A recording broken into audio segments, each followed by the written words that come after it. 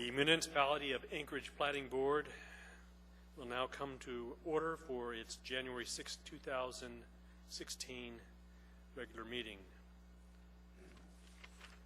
May we have roll call? Mr. Edmondson? Here. Mr. Walker? Here. Mr. Cross? Here. Mr. Seward? Ms. Ritz? Ms. Enix? And Mr. Young and Mr. Porter have been excused. Thank you.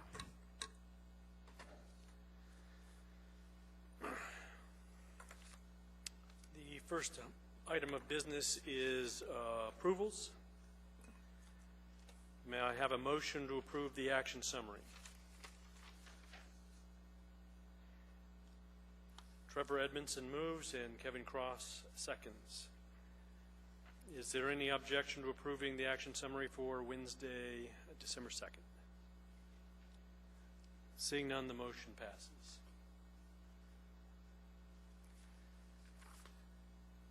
And I have a motion to approve the minutes for December 2nd, 2015. Trevor Edmondson moves and Kevin Cross seconds. Is there any objections to approving the minutes? Seeing none, they are approved. And 6:33, Christina Enix has joined us. And so we have 6.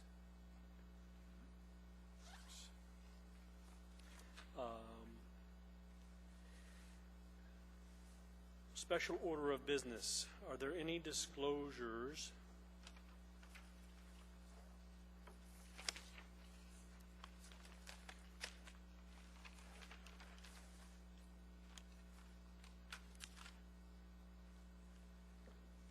Ms. Enix, do you have any disclosures for tonight? Okay, no disclosures. We have an information item. We have, I guess, 4 of them: November 30th, 2015, December 7th, 2015, December 21st, 2015, and December 28th, 2015. Is that just informational items for the board to be aware of?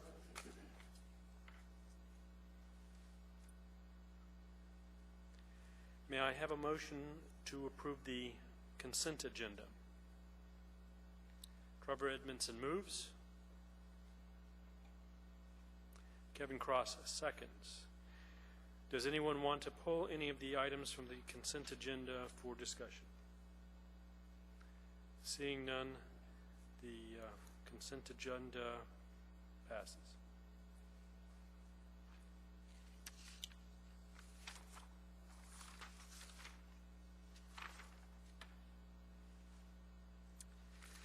The procedure by which the public may speak to the Platting Board at its meeting is, after the staff presentation is complete on public hearing items, the chair will ask for public testimony on the issue. Persons who wish to testify will follow the time limits established in the Commission Rules of Procedure. The petitioner will go first. They have 10 minutes, including all of their representatives. They are allowed the opportunity to reserve part of their time for rebuttal. Representatives of groups, community councils, and PTAs are granted 5 minutes. Individuals have 3 minutes. When your testimony is complete, you may be asked questions by the board. You can only testify once on any issue unless the board questions you further.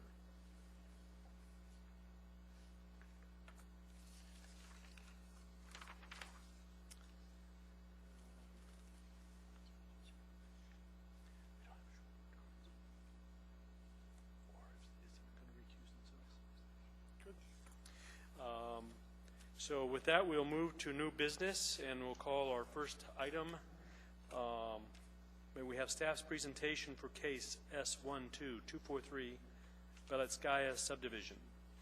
Thank you, Mr. Chair. This is a request for subdivision of 3 lots into 1 tract.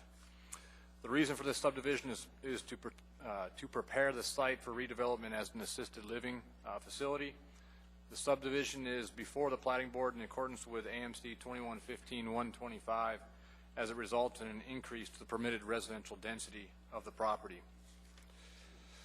The petition site is located east of McLean Place and west of Baxter Road in East Anchorage. The property is zoned R3, mixed residential. The resultant tract A, meets the minimum size and width required by the underlying R3 zoning district.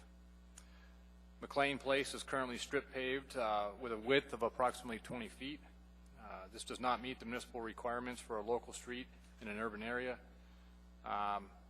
The impact of the proposed development on adjacent roads is impossible to determine without additional information.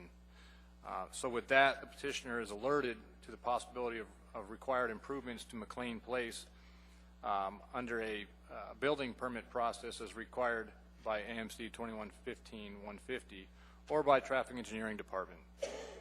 If improvements are required, the petitioner will be required to enter into an improvement to public place agreement with private development.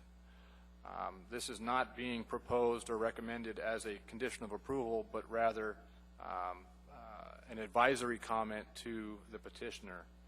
So with that being said, staff would like to recommend approval of the plat for 18 months, subject to the conditions listed on pages 5 and 6 of your staff packet.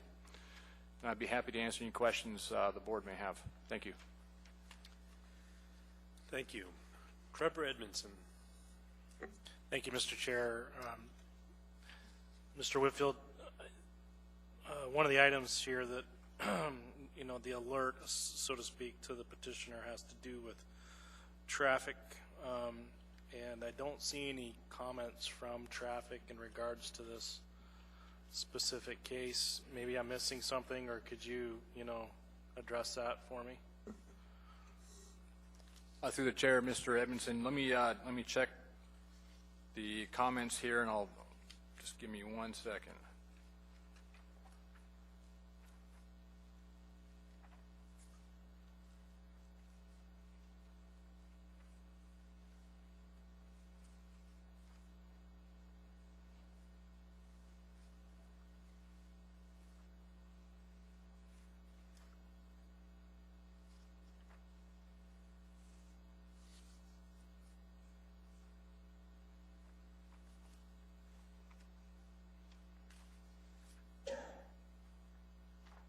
Through the chair, Mr. Edmondson, traffic did not comment in this case. However, they would be reviewing and commenting on any building permit to be issued on this property. Okay. Wouldn't it be normal for them to comment on a case like this? Through the chair, Mr. Edmondson, yes, it would be normal for them to comment on every platting action. However, they didn't in this instance. Either they didn't, have any concerns with this subdivision, or they didn't have the time. I'm not sure which, but they didn't comment. Okay, thank you.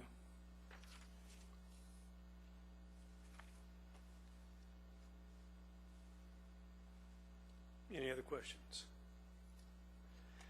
Mark Seward. Mr. Chair, two questions to staff. One on public comment surveys. Was there any sent out? And the other is the trailers on the property. Are they considered temporary structures? Existing, I don't see them on the as-built there. Through the chair, Mr. Seward, your first, if you could repeat the first question again, I'm sorry. Were public comment surveys sent out and received? Yes, as this was a public hearing, the property was posted, and public hearing notices were sent to all property owners within 500 feet of the subject property. Your second question was? And was there zero received back, public comments? I would have to check the case file on that to see. Would you like me to go ahead and grab that? I would be curious on that. Would you like me to answer your second question first and then go back? Sure. And the trailers that are on the property, are they considered temporary structures where they're not shown on the plat and the as-built? No, they would not be considered temporary structures. However, there is a condition number 5, that requires the property owner to establish non-conforming rights for all structural encroachment in the required yards, or to relocate the structures to conforming locations. I think the property owner's intent is to completely redevelop the site. So I think a question to the petitioner's representative with regard to the structures on there is probably appropriate. Thank you.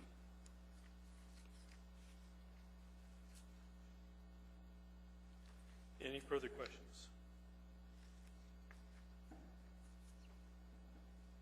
Oh, he's still.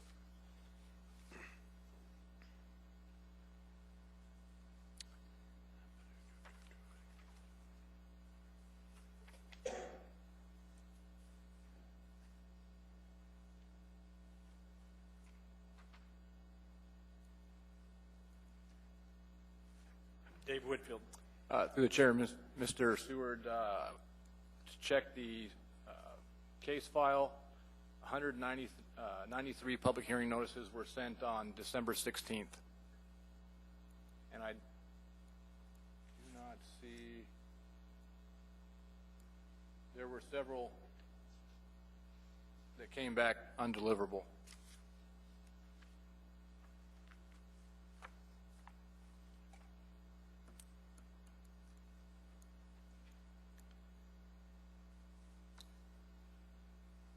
Follow-up for that? That answers it. Thank you very much.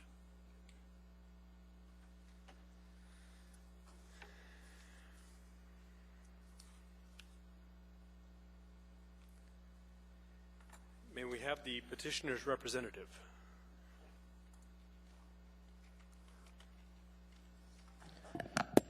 Mr. Chairman, members of the board, my name is Bob Burnett. I represent the petitioner. Be happy to answer any questions that you have. Mr. Seward's question about showing the trailers. It depends on what kind of as-built you're trying to show. If it's a financial one or something like that, unless it's on a permanent foundation, you may or may not show the structure on an as-built. And most generally, if they are shown on there, there's a note that says that they're temporary and movable. Most generally, what you as-built is something on a permanent foundation.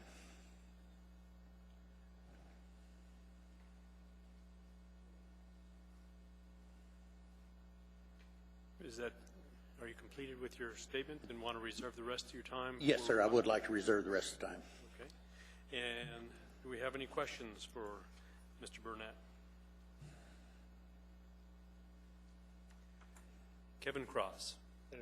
Thank you, Mr. Burnett. Very familiar with here. I used to live right around the corner for nearly 10 years. So I used to cut through that section all the time, back off Defiance Drive when I'd go mountain biking up into the hills there. My question is, now there's trailers on there. I don't know how long they've been there. Been any kind of an environmental test done?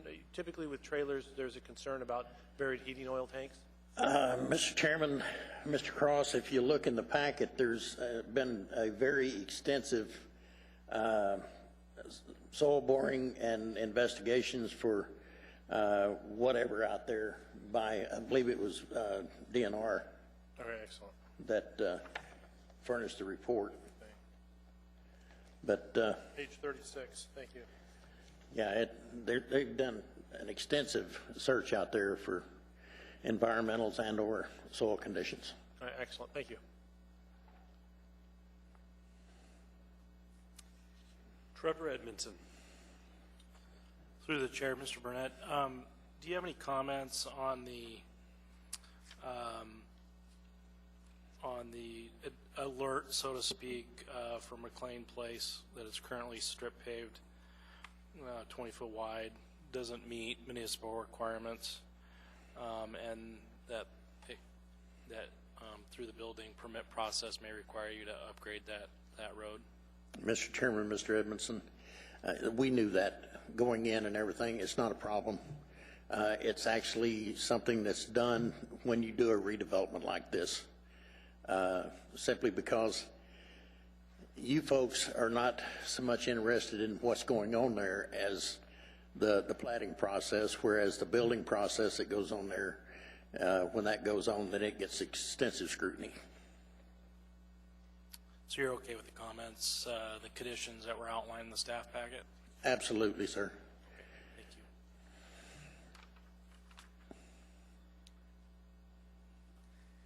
Do we have any further questions? Thank you. How much rebuttal time do I have? 9 minutes and 14 seconds. I hope I don't need it.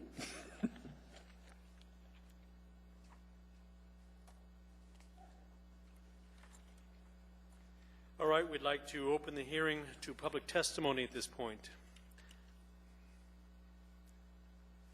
Please come forward.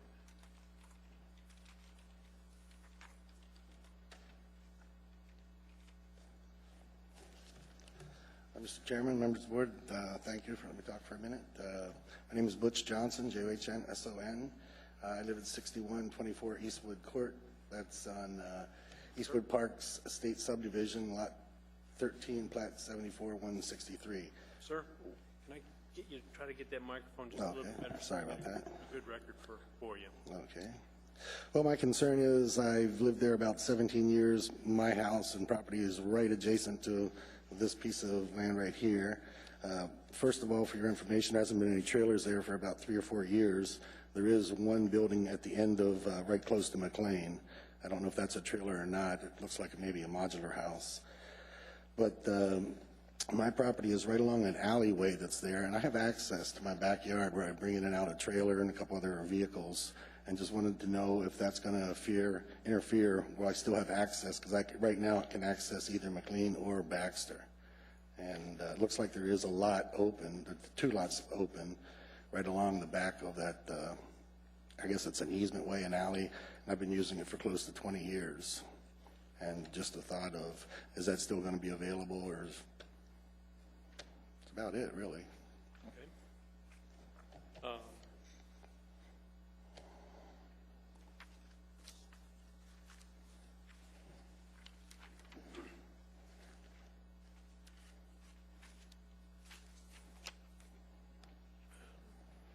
Dave Whitfield, can you comment on the whether or not he'll have access for his lot?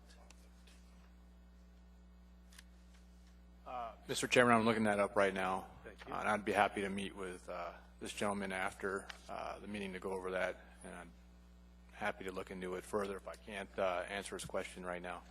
Did you need any more details from him on, was it clear where his lot is located to you? Sir, could you describe exactly where your property is? Okay. It's 6124 Eastwood Court. That's in Eastwood Park Estate Subdivision, Lot 13, Plat 74-163.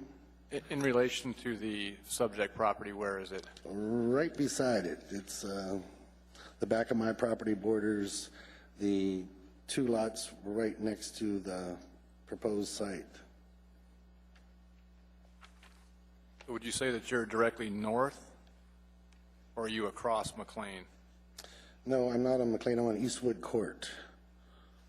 So that would be, that's north? It's the next, yeah, Yeah. it's to the north.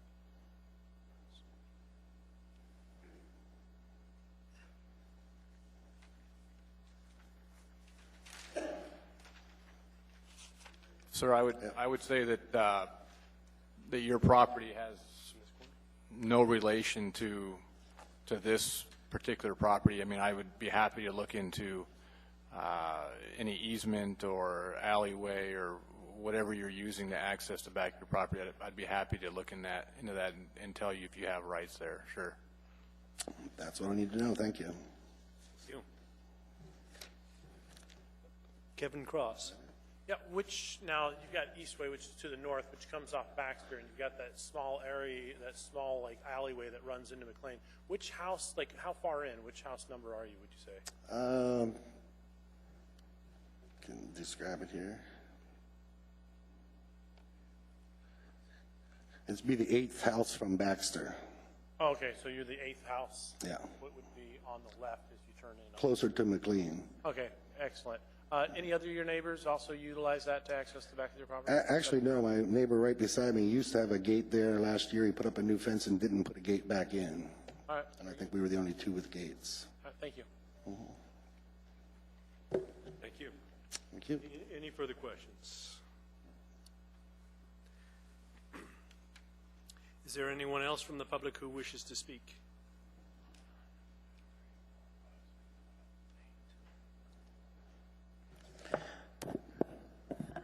Richard Braun. We live, our backyard's on Baxter, our front yard's on Kingston, so we're near it but not next to it. I had some general questions because I couldn't figure it out, all of them out from what was online. It's going to be 28,000 square foot footprint, from what I could understand, and 3 stories tall. How many units and people are going to be in there? How's that going to be divided up? What size is it really going to be in terms of units and people and staff? Because that follows up to my next question of traffic patterns. Baxter's getting pretty busy as is, and I'm wondering just how much of an increase we can anticipate for this place, because I got the feeling from the looks of McLean Lane there that that's not going to be the main access. It's all going to probably be Baxter. Right now, the trailer park is kind of a gravel mud mix, which has pretty good drainage compared to if you put a paved road in. I'm assuming they're going to put a paved parking lot and a paved driveway. And so is the runoff going to be handled well compared to what it is now? Because all those trees, gravel, kind of takes the water pretty easy, and I don't know if anybody's ever had any trouble with it other than the potholes and the dirt in it. But make sure that there's a consideration for that, because a 28,000 square foot building is going to shed a lot of water. And where's it going? In terms of the people and the staff, where are they going to park? What's the square footage of parking lot that this is designed for? I know assisted living is going to need room for visitors. Family like to come and check once in a while. Staff has to park somewhere. There's delivery of food. You need access for a fire truck or an ambulance or something potentially. Is the parking and driveway going to be able to handle it? I couldn't tell from what I've read.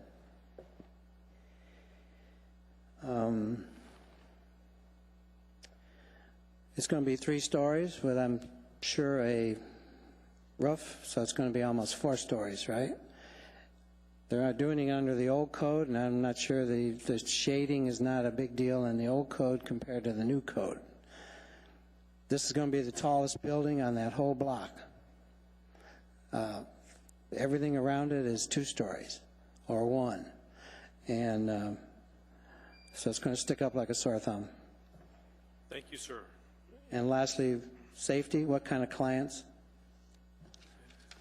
Thank you. We've already got break-ins going on up and down Baxter, and I'm just wondering who's going to be there. Do we have any questions for Mr. Braun? No questions? Thank you. Do we have anyone else from the public wishing to speak?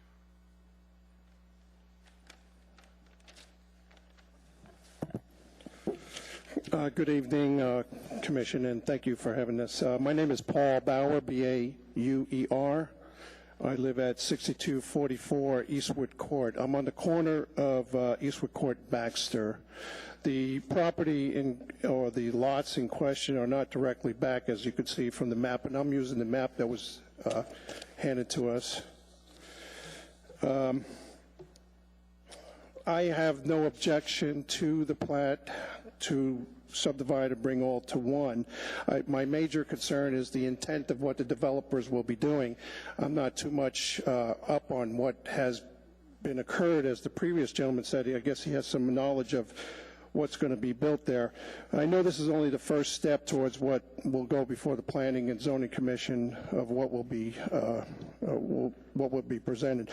But major my concern is what will be the intent of the developer moving towards the other 3 lots that are north of that what's the petitioner is going for right now.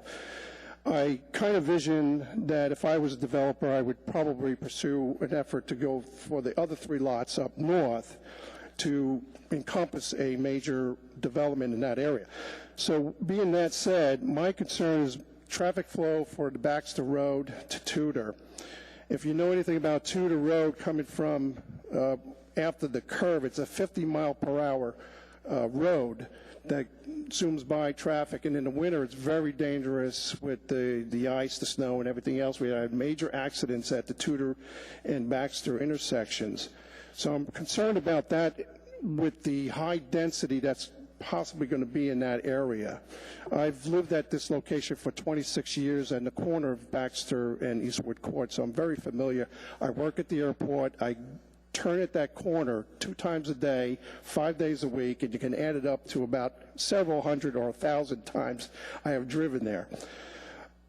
Density, of course, is my issue, traffic flow, and, of course, income housing. We're also, in this neighborhood, we have experienced on the north side, on East 41st Court, major fires that happened in the same type of development that I believe that's going to occur at this area, and also the double homicide that happened in the 41st Court that they just now caught one of the perpetrators or for this violent crime, because that development in that area is sort of like the lower income type, and that has an effect on our area, especially in Eastwood Court, because we are a very close community on that block. We have block parties almost every year. We're very tight-knit. Now we're going to see a major change in the way, in the area where we live. So, for the record, all I just want to know, just want to state for the developers that we are concerned with traffic, density, and income. Thank you, Mr. Bauer. Yeah, thank you for the testimony. Do we have any questions for Mr. Bauer? Okay, thank you. Thank you.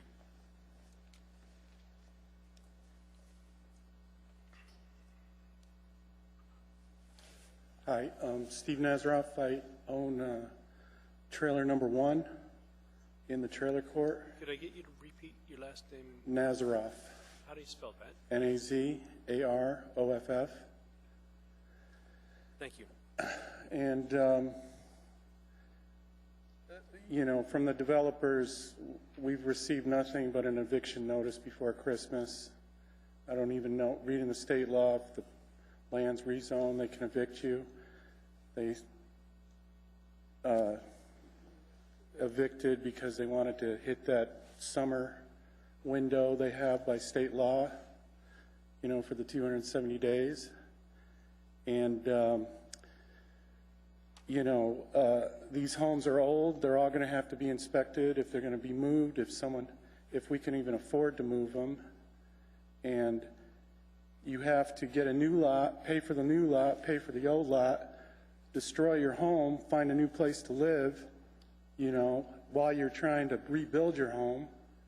And there's no consideration for the people living there from what I see so far.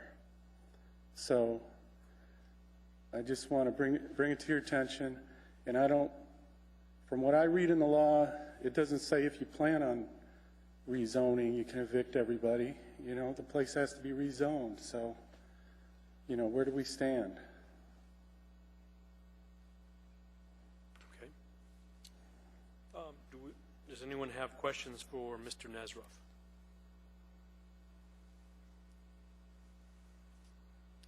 Thank you. All right. Anyone else?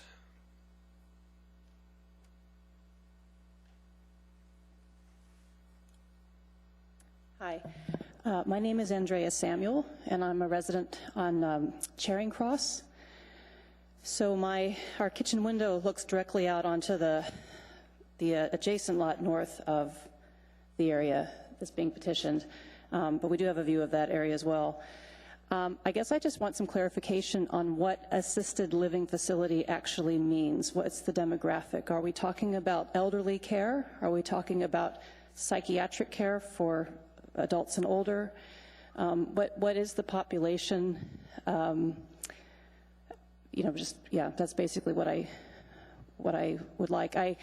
My experience of living with our backyard on Baxter is that raising my 2 young children in the summertime, we have experienced people walking down the road having psychotic episodes, shouting expletives, having fights in this transitional living home that's directly across from us.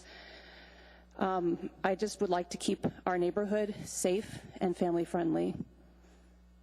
And I'd like that taken into consideration as this moves into the planning phase as well. Thank you. Does anyone have questions for Ms. Samuel? Yes. Is there anyone else from the public wishing to speak tonight?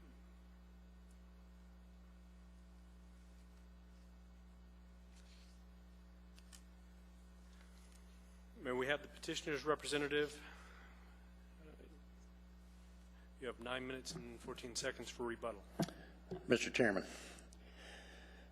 the first thing I'd like to state is the owner is looking at putting a senior care center in there. There's nothing hard cast in stone at this point that that's exactly what's going in there.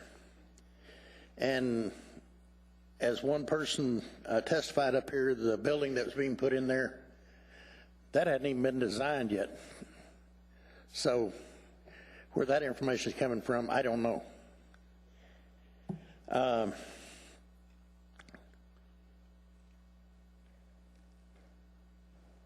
Everything on this planet has a useful life.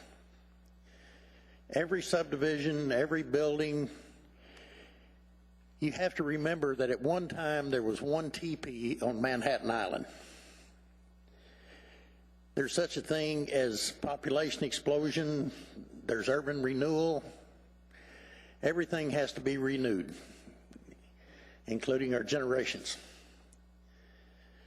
This is an old trailer court. They're temporary, movable homes. It's what they was designed for. If they was designed to be a permanent home, they'd be sold with a permanent foundation. Most of these trailers are old trailers.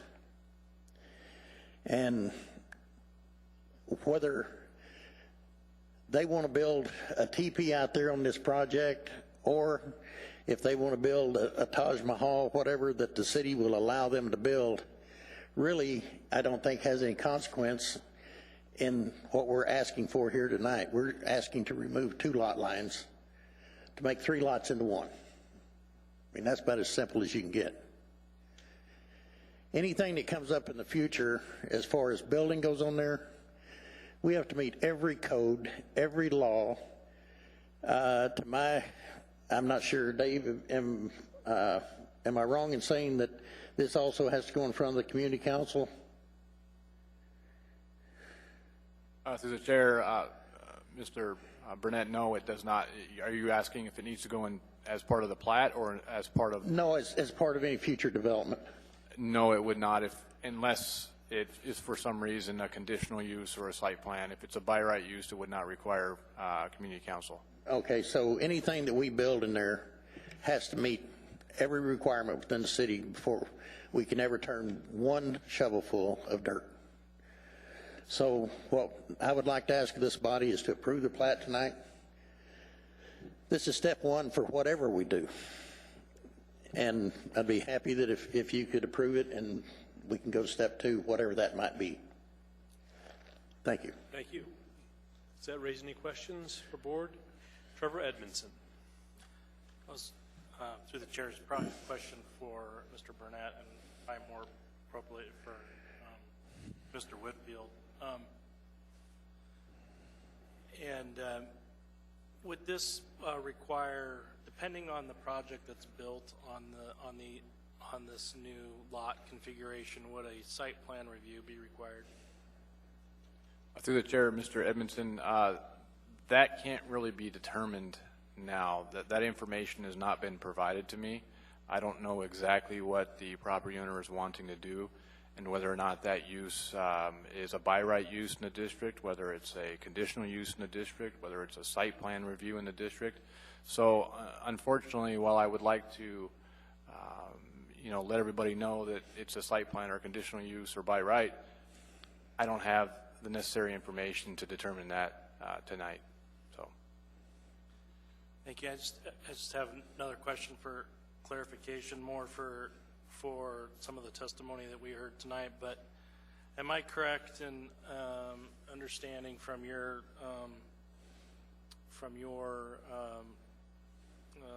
description of the case that any future facility or building that was proposed on this new lot configuration would go through the building plan review process, and that the building would have to conform to the zoning that the lot is under?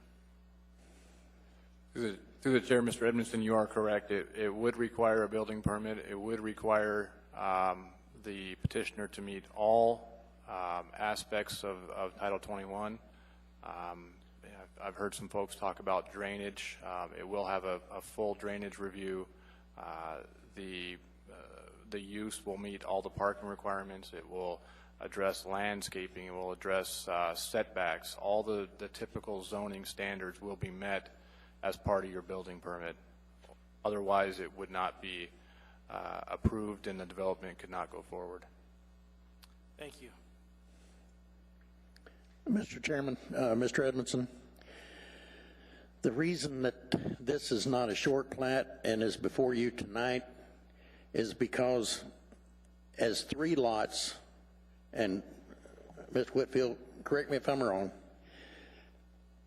I believe that as it stands with the 3 lots, we could have 108 dwelling units on that property without removing the lot lines. By removing the lot lines, it increases the density, and I'm coming off the top of my head here, to 115, which by removing these lines would allow 7 more dwelling units per acre. That really has nothing to do with what the owner is planning on doing or anything, but that's why that this was not a short plat. And it is before this body, is strictly because there was a potential of a dwelling increase in the property by 7 units. Thank you. That actually answers quite a few questions I had. Thank you. Christina Enix. I just wanted to point out that on page 19 of the report, 2.0 project site and description, it calls out a 3-story building with approximately 28,000 square feet on each story. And then on page 23, it has somewhat of a parking lot design. And from what I hear you say that there's not a building plan quite ready yet, it kind of seems like there's some sort of plan because this was submitted in the packet. Whether or not that would be allowable to be constructed is not for this board to decide. But I wanted to just point that out, that it is in the packet, and I'm sure that's where the concerned residents are getting their information. Another thing I'd just like to state is it doesn't appear that the parking lot on 23 would be sufficient spaces to accommodate that many dwellings. So there would have to be, when that part came up for design, there would have to be more spaces to accommodate that type of density. Are you aware of this, page 19 and 23? Mr. Chairman, Ms. Enix, I actually had seen this and had forgotten all about it. This is part of the geotechnical report that when they was given their instructions at the time, they was talking about doing a assisted living, a senior care. There's a difference in assisted living and senior care. Don't know exactly the definition changes of it, but there is actually 2 different categories there. I think one of them has to do with you have to have medical staff on hand or something for one and you don't for the others, and I'm not sure exactly what it is. And I'm sure that what they was talking about is maximum use of the property, if that's what it came down to, which is usually what you do when you're planning things. You plan for the maximum, and then you put in what is practical. And the point I'm trying to make, this property, if is zoned that you could put 115 dwelling units on there. The height restrictions of an R3 property, the parking requirements of an R3 property would make it physically impossible to put 115 units on this property. It's generally the use of all subdivisions. And again, when you're planning something, you go over and above, and then you put in what you think you can put in. Because if you plan for more, what I'm trying to say is you don't want any surprises when it comes time to starting to pay for things.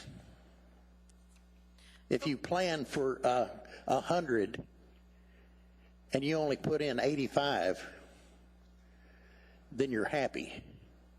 If you plan for 100 and you end up having to pay for 110, then you're not very happy, because your financing is planned long ahead, or in the beginning of these.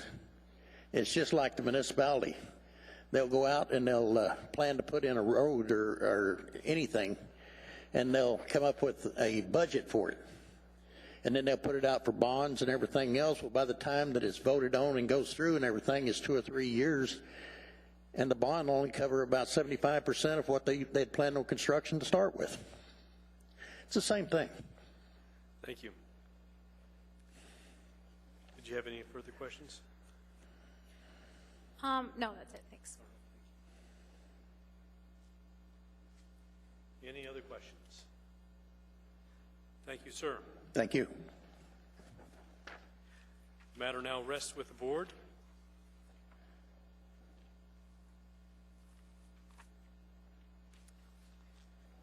May I have a motion to approve the plat for 18 months? Trevor Edmondson, would you please state your motion? Mr. Chair, case S12243-1, Ballot Sky Subdivision Tract A. I move for approval of the plat for 18 months, subject to conditions 1 through 6, as outlined on pages 5 and 6 in our staff packet. Thank you. And Kevin Cross seconds the motion. Would you like to speak to your motion? Yeah, thank you, Mr. Chair. I intend to support my motion. We heard a lot tonight about traffic patterns, access, drainage, parking, building size, use, even shading, the shading that could be caused by the building, density, and even discussed what the intended use, future use may or may not be. Based on all those comments, which I appreciate from the public and from the petitioner, I feel like the conditions address those. Just specifically want to say that traffic patterns, access, parking, building size, density will all be addressed as a part of the building permit process when this project goes to be built. The drainage will also be addressed, but is also addressed as in the conditions 6A and 6B of this approval. So I feel like the conditions that we have addresses the concerns of the public, and as I said, I intend to approve my motion. Thank you. Are there any other findings?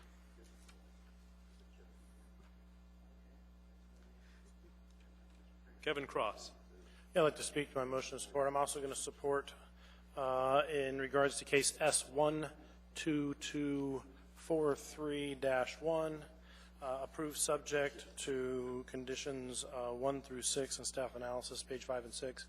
I've seen a couple different concerns. One is the usage of the property, which we don't typically deal with in platting. Platting is just to make sure that what they're doing on the lot meets the platting requirements. Usage falls typically under zoning, so it's not, as long as they're operating within what the municipality will allow, that typically isn't held here. But I do greatly appreciate your concerns for what the use of the property will be. So when as far as the concerns regarding drainage, there's extensive drainage requirements starting on page 2 and spilling over into page 3. And that would also be my primary concern. I know this area has a tendency to be wet, typically as you move east towards the lake. Drainage in this area has always been a big concern, but that is extensively covered as the petitioner is alerted to the pending requirements to provide the project's specific full drainage analysis and calculations. An analysis will be required to address storm runoff as a result of the proposed changes to the infrastructure as permeable and impermeable surface treatments, and specifically states that the property owner and utilities shall not raise, lower, or regrade the property in the subject matter. So the approval here, what I want to make sure the public understands is that what this gentleman has to abide by in order to be able to build on this regarding drainage is extensive. It is not small at any.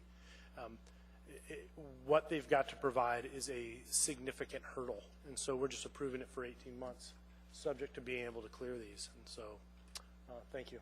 Thank you. Trevor Edmondson. Thank you, Mr. Chair. I just want to add one other finding in that the resultant tract of this subdivision meets the minimum size and width requirements of the R3 zoning district for which this property exists. Thank you. Are there any other findings? Mark Seward. I too intend to support this plat, 12243-1, and I feel all the public's concerns will be met by code there, and as the board has stated there. Traffic there with the number of about 11 trailers and the 3 permanent structures, there's quite a bit of density and traffic that comes in and out of there now at rush hour with that population. I'm very familiar with senior and assisted living developments. Your traffic actually will be quite a bit less. It's not a rush hour traffic flow. Your staff is staggered, and most of those people do not drive there, so traffic pattern and flow will probably be less than it is now during the rush hour periods. With that and the other concerns and what the board has stated, I will be supporting this motion. Thank you. Thank you. Are there any other findings that anyone wishes to make? Seeing none, is there any opposition to the motion? Seeing and hearing none, the motion passes unanimously.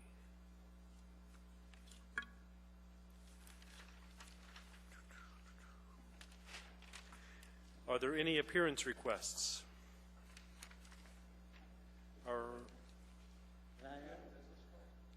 Can I ask a question or make an appearance to ask a question? When will the public know their final design or their final plan of what they're going to do? Because right now he keeps saying, we don't know yet. Yeah, that doesn't come before this. We're the platting. We Right, I mean, determine how the shape of the lots will be. Where does that come in? I mean, is there a panel that does the Title 21 review that we can Planning come to? P&Z? Through the chair, sir, if I could just, I'll direct you right over here, and I'll happy to answer all your questions with regard to zoning. So, yeah. You're welcome. Are there any other persons to be heard tonight? Are there any reports? Any board member comments? I'd like to welcome Valerie Ritz. This was her first night. We appreciate her joining our group. This is an unfunded board. And thank you for joining us. Thank you. Glad to be here. And with that, I would entertain a motion to adjourn. Trevor moves, Kevin Cross seconds. All approved. We are now adjourned.